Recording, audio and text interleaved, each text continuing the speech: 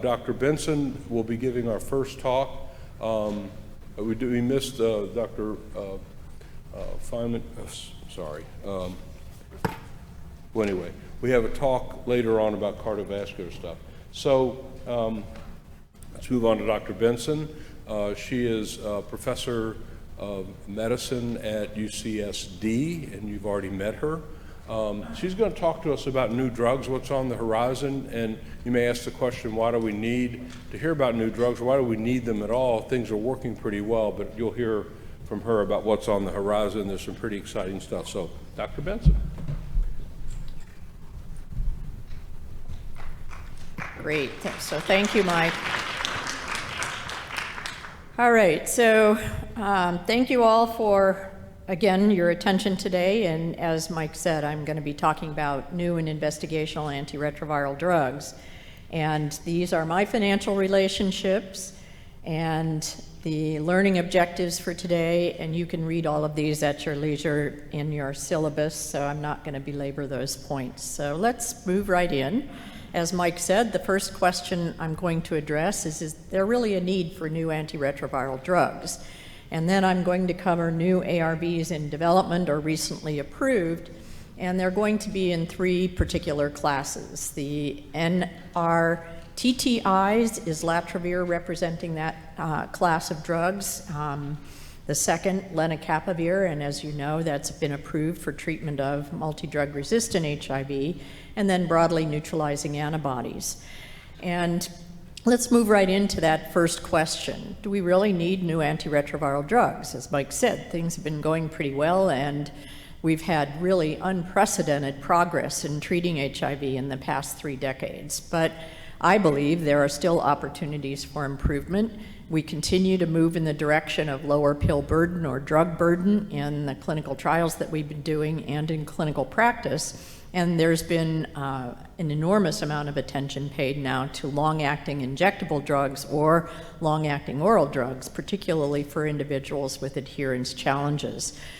Many of our patients continue to have difficulties with adverse events associated with some of the drugs that we use in clinical practice, despite their being very well tolerated. And unfortunately, virological failure continues to occur to some degree, although not the way we saw it in past years.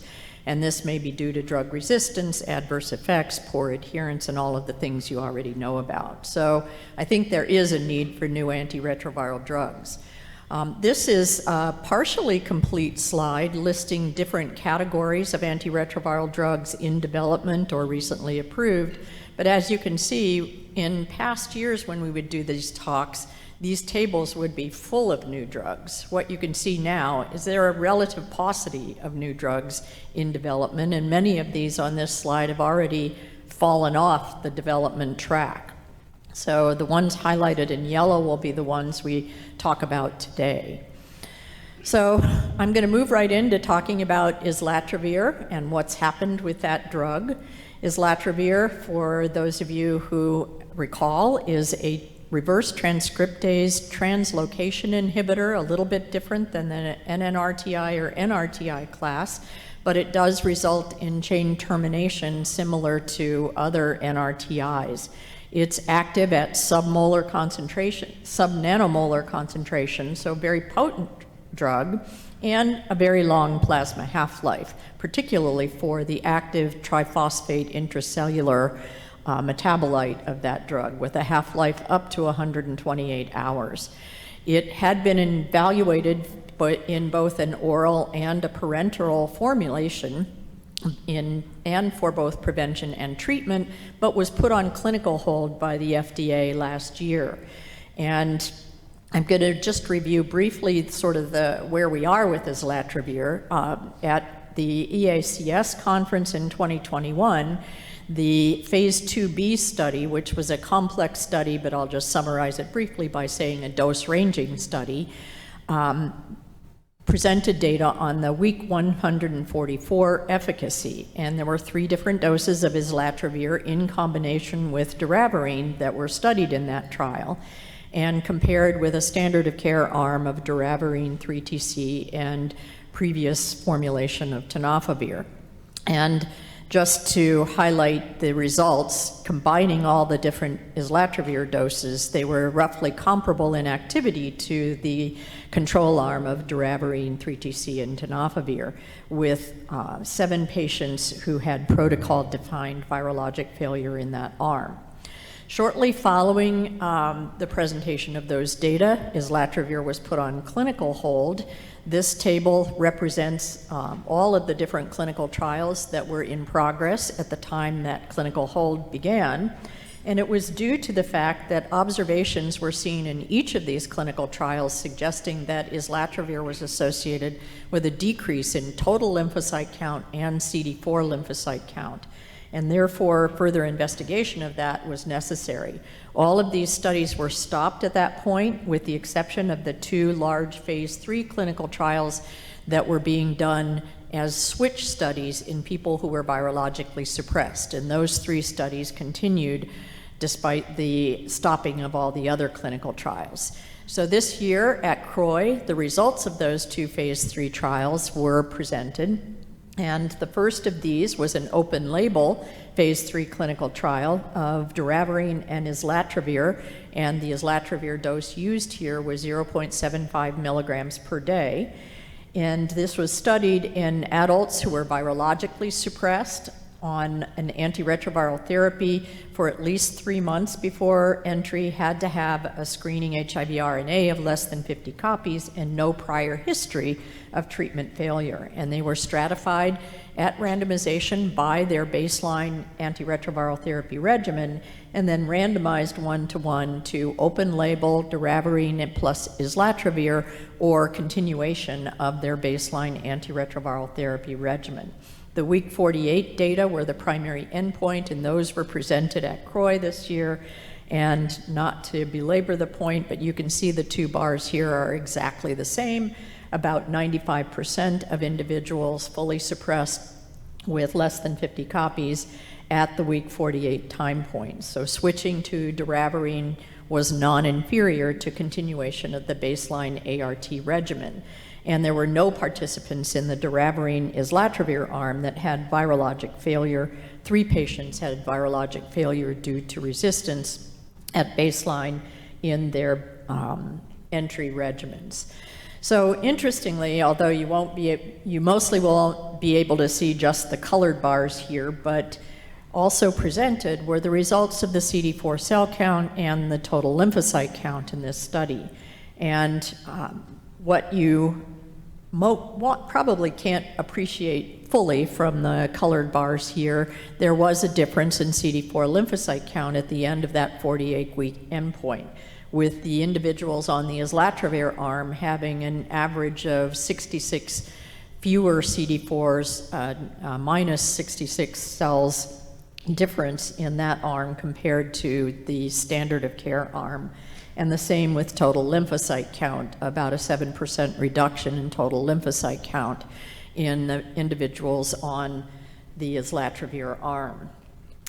The second switch study that was presented at CROI was a double-blind, randomized, placebo-controlled trial in individuals who were fully suppressed for at least 3 months on a bictegravir FTC TAF regimen, and they were randomized to 1-to-1 to go on to doravirine Islatravir, same dose, plus placebo, or stay on bictegravir FTAF and placebo for the doravirine Islatravir component.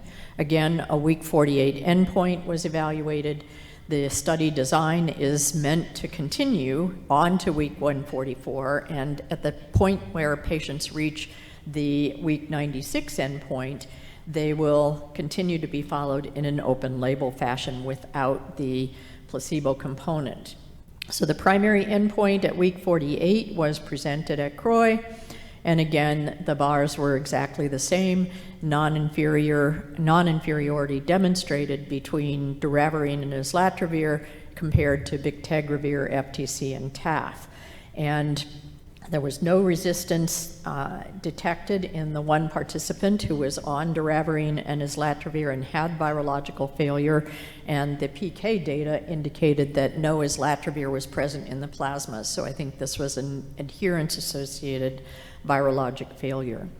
And likewise, although I'm not going to show you the graph, CD4 lymphocyte counts were lower at week 48 in the islatravir arm, as were the total lymphocyte counts. But these were, in both of these phase 3 trials, that reduction in CD4 lymphocyte count compared to standard of care was felt to be not clinically significant.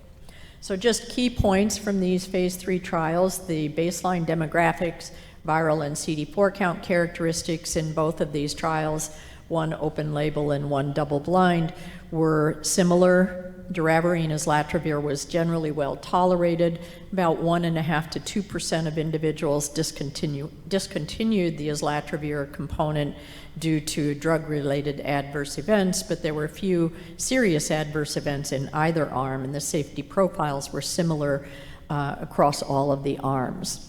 And as I said, the decreases in CD4 cell count and total lymphocyte count were felt to be not clinically significant. So what's been done to look at the mechanism for these decreases in CD4 and total lymphocyte count? Merck has undertaken an exhaustive evaluation, and this was presented at CROI this year, and all of the phase 2 and phase 3 islatravir clinical trials, which represented exposure of about 1,400 people with HIV and about 884 people who were on islatravir in the prevention trials. And the mechanism for the reduction in lymphocytes was identified as related to the fact that the islatravir triphosphate component preferentially accumulates in lymphocytes and leads to supratherapeutic concentrations because of the long half-life of the triphosphate component.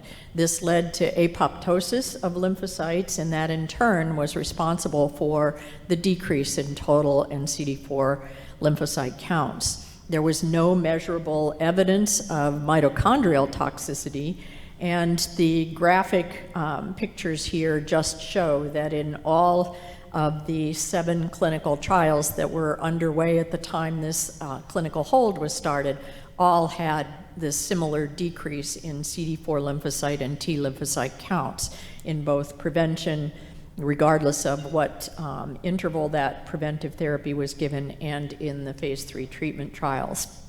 There did appear to be a dose-response relationship. So the higher the dose of islatravir used, the higher the lower the CD4 and T lymphocyte count reduction.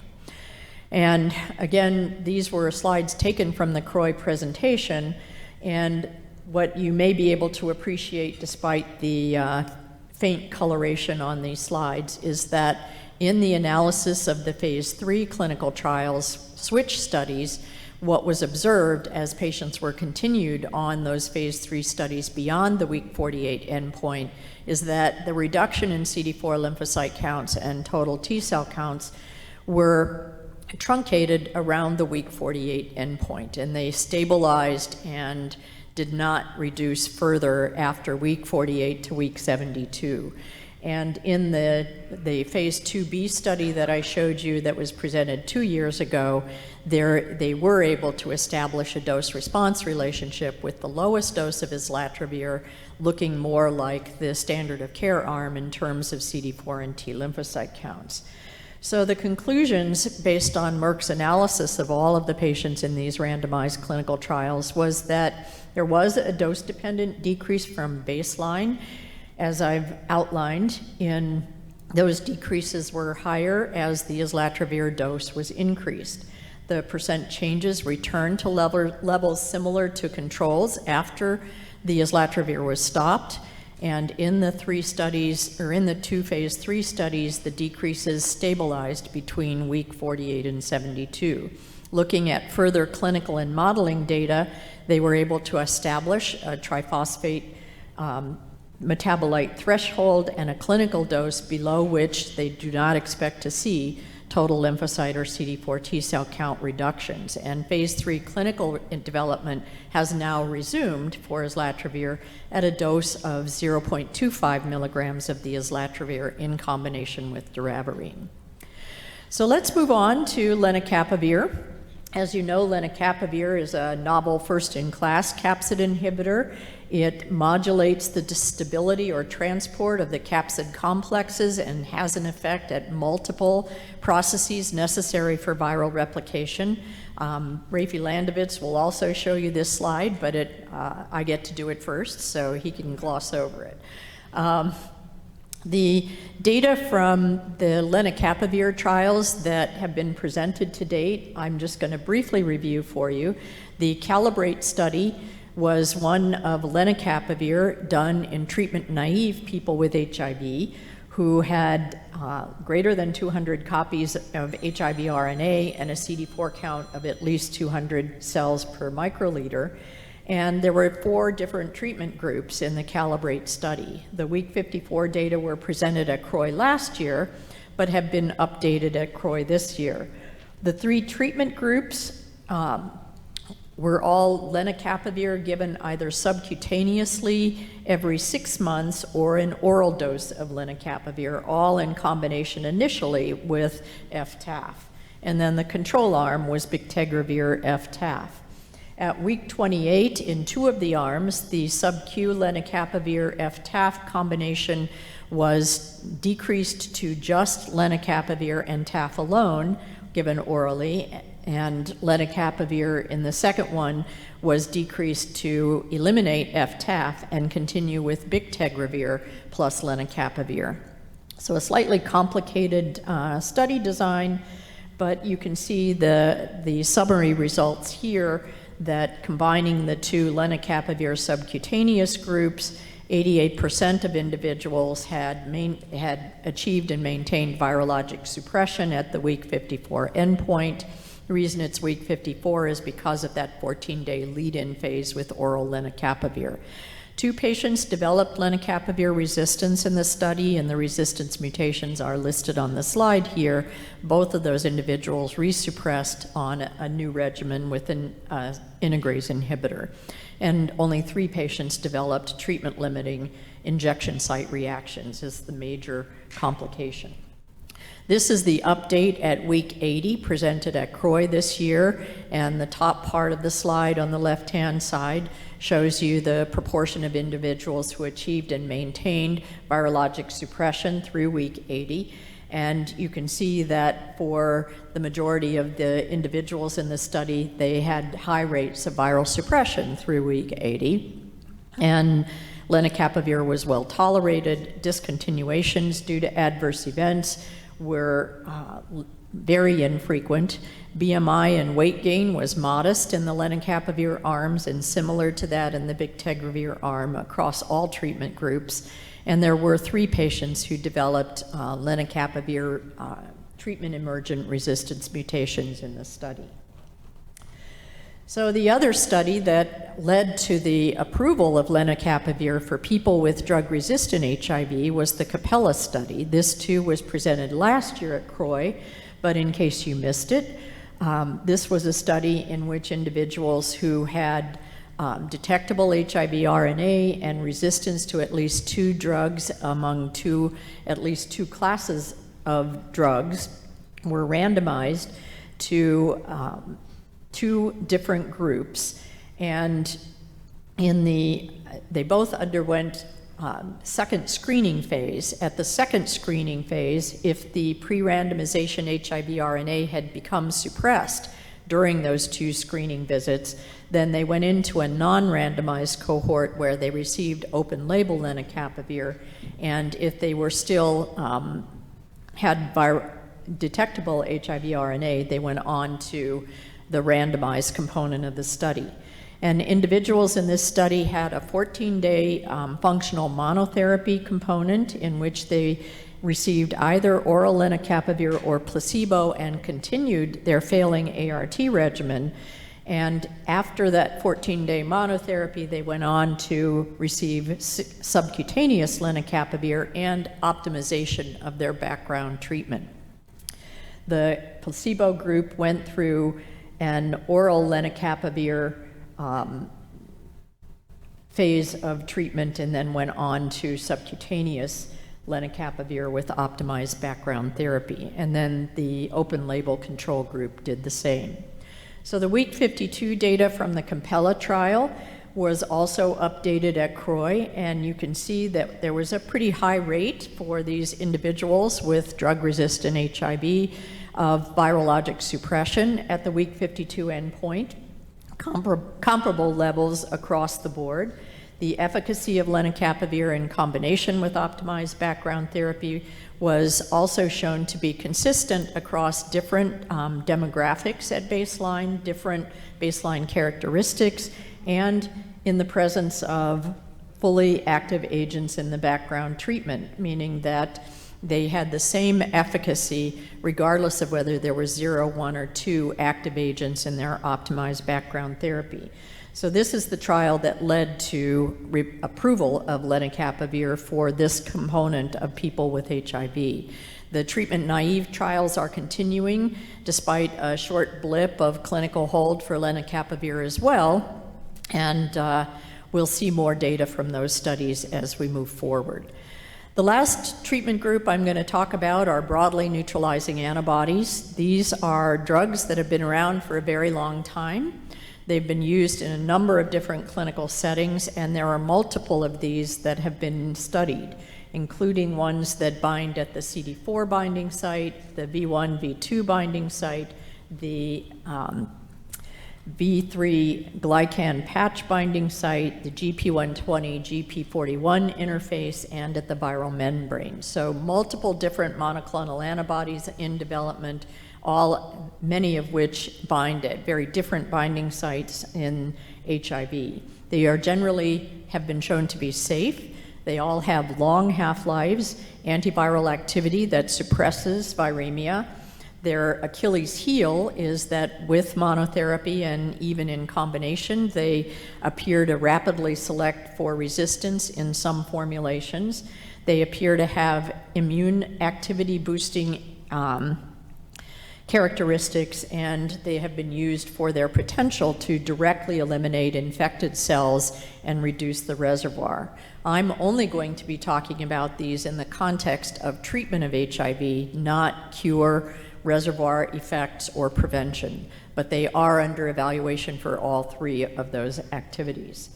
So just in summary, the effect of broadly neutralizing antibodies on plasma viremia have shown that across all of the studies that have been done, as summarized on this slide, there is a rapid reduction in viremia that ranges from 1.5 to 2 log with a single monotherapy with a broadly neutralizing antibody. However, viral resistance rapidly occurs when used as monotherapy and results in a fairly rapid rebound of viremia when given alone. Viral suppression is generally better when you start with people who have low viral loads to begin with. Combining broadly neutralizing antibodies in 2 or 3 bNAb combinations results in greater viral suppression and more prolonged time before individuals have a rise or a rebound in viremia again.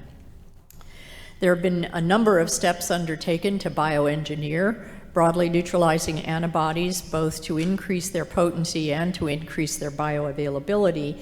And this is a slide that provides examples of these, taking, for example, the VRC01 bioengineered bNAb had a half-life that went from 15 days to 71 days, and likewise with other ones that have been bioengineered, the half-life of the LS variants of the bNAbs are on average about 3-fold longer than their parental broadly neutralizing antibodies. And this allows for twice yearly or intravenous infusions or quarterly subcutaneous administration of the broadly neutralizing antibodies. And then trying to take these into the clinic in clinical trials of people with HIV, One of the first of the studies that was reported at the Glasgow conference this last fall looked at a novel bNAb with in vitro activity that targets the CD4 binding site, and in a multi-center, open-label, single-dose study design, individuals who were treatment naive had HIV RNA levels greater than 5,000 and CD4 counts greater than 250, received a single infusion of either a low dose of the bNAb or a high dose. The high dose was a 40 milligram per kilogram dose given by intravenous infusion, and the low dose about 4 milligrams per kilogram given by intravenous infusion. Patients were then followed after 11 to 84 days to look at the timing of viral rebound, and then were treated with dolutegravir and 3-TC. And the results of the Banner trial are shown here. Baseline demographics and characteristics were similar across the treatment arms. 13 of the 14 participants experienced a virologic response with at least a nadir of greater than or less than a nadir below 0.5 logs decreased from baseline. And there were 35 adverse events reported, but none of these were grade 3 or above. There were no serious AEs. And what you can see kind of highlighted in the red there is the maximum viral nadir for each of the two arms, with about a 2.6 log reduction from baseline in the high-dose bNAb arm and about 2.2 log reduction in the low-dose bNAb arm. And the duration of viral suppression before rebound was longer in the high-dose arm of 35 days and 18 days for the lower-dose arm.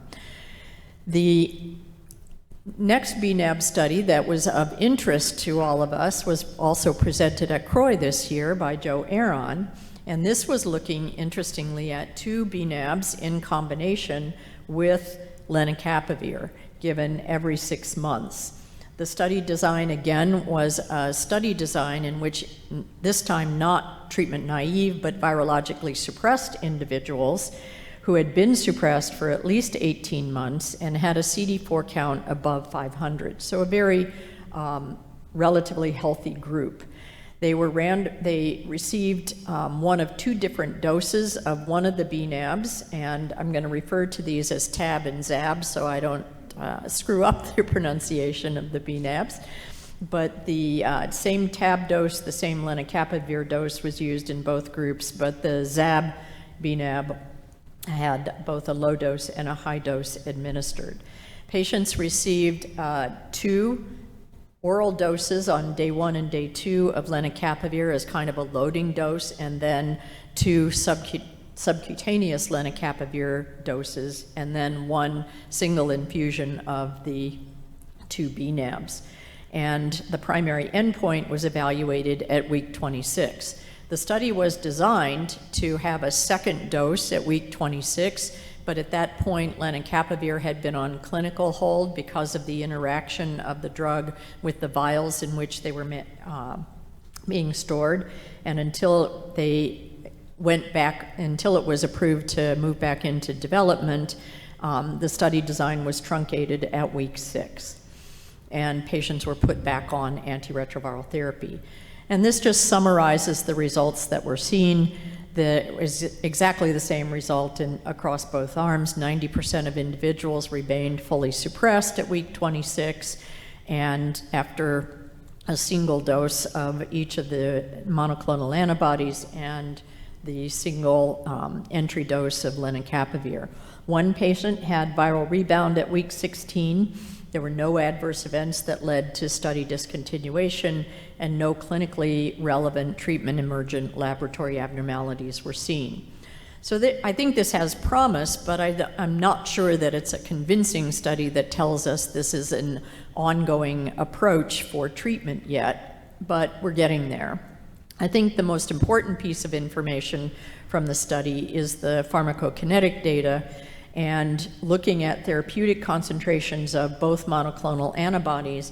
At week 26, they were well above the inhibitory concentration for the virus at that point, and as was the Lenacapavir. So this suggests that this long-acting regimen, given once every 6 months, may indeed maintain virologic suppression for individuals.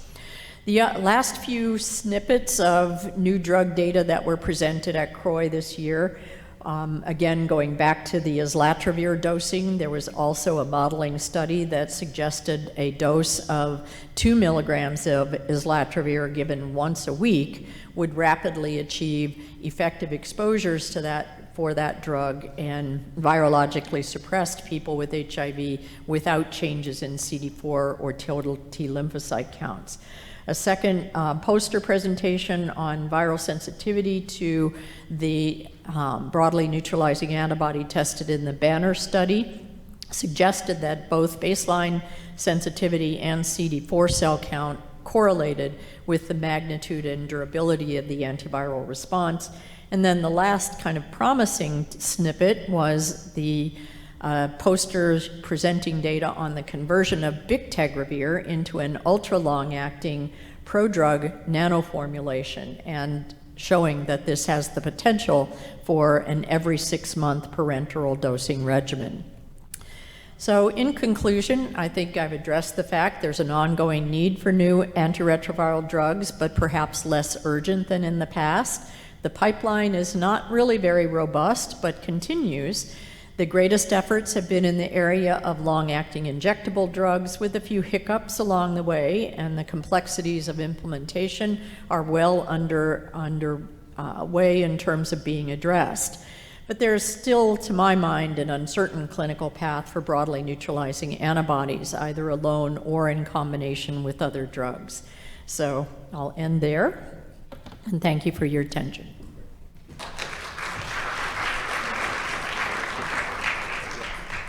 Fantastic. Thank you, Connie.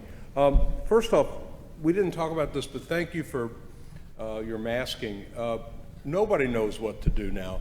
The epidemic officially, Washington Post just announces the emergency is over, right? But we know that these new variants are coming around, and the V116 is very infectious, and it's hitting, and it hit Paul Volberding.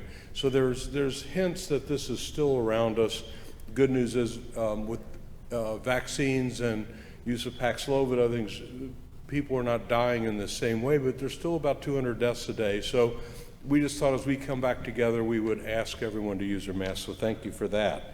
Lots of really good questions that have already come in either on Slido or cards. I'll just start. Why pair doravirine with Islatravir? You all know the answer to that question.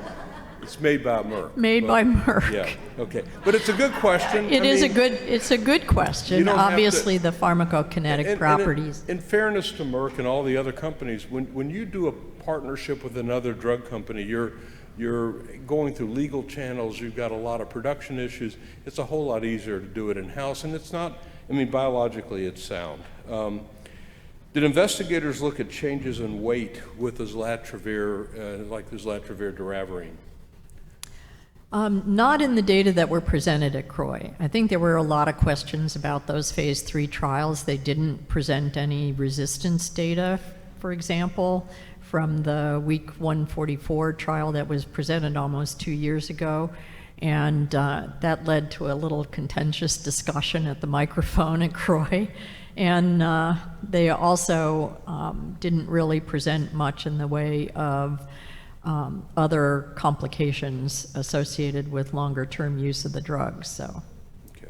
In all fairness, though, it's really only a week 48 right.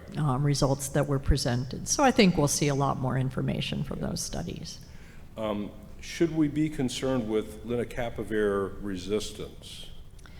Yeah, and I think the results that I showed you from both the treatment naive and the drug-resistant group of studies, they're a very small number, but people who did develop treatment-emergent resistance mutations. And when you have someone getting an every 6-month regimen parenterally, that's of some concern.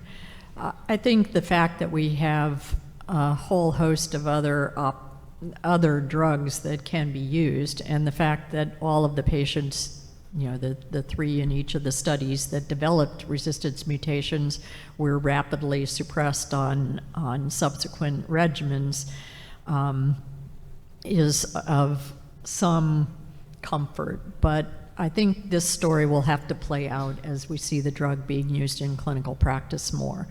I know in our setting it's become the patients that have been started on parenteral therapy, either with cabotegravir, rilpivirine, or with lenacapavir, it's been a very popular regimen. So I think we'll see more of this and how the resistance issues play out as time moves on. Yeah, so this is a question about TAB and ZAB, which I understand is being developed by Coca-Cola Company. The next study is going to be called Fresca. Should we be concerned about TAB-ZAB resistance for patients participating in these studies? Well, so I think I told, as I mentioned during the talk, the Achilles heel of the broadly neutralizing antibodies is resistance. And there actually has, in several of these studies, pre-existing resistance has been demonstrated in the trials. And so I think as it moves forward, as they move forward in development, if they do for treatment, you're going to have to do baseline resistance testing to make sure that individuals are susceptible to the neutralizing antibodies that you're using. The fact that even in combination with 3 or more neutralizing antibodies, you still see resistance. I think, as I said, I think there's concern that about this as an approach. I think the combination with lenacapavir was an attempt to overcome some of the concerns about emergence of resistance with the broadly neutralizing antibodies. And again, that study is very early in its development, so I think we'll have to see how this plays out. They may have more utility in prevention than in treatment, but I think right now it's too early to tell if resistance is going to be something that just completely eliminates their use in treatment regimens. Yeah. But Connie, Right at the microphone. Yeah, come right up to the microphone. Thank you. So it was interesting. I mean, I just didn't realize when I was at Croy, the one patient that failed on Joe Enron's study did not have escape mutations or lenacapavir mutations either. So they failed So without what was anything. that? What was that about, right? Right. Yeah. I don't know, and you can't talk about it being an adherence challenge because So that gets... they got parenteral therapy. So what that tells me is maybe we're not yet able to account for all of the resistance mutations that might be occurring. Maybe there's things that we can't yet test for or we don't see or may be occurring at a subclinical level. And then the other question, there's a question here that relates to that about, are there BMI limitations with sub-Q lenacapavir? I mean, could that have been a PK issue? Maybe not.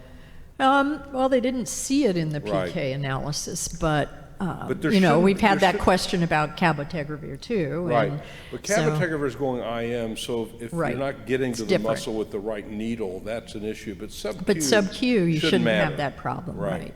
right? And so, again, these are all very good questions, ones that I don't think we actually have answers to.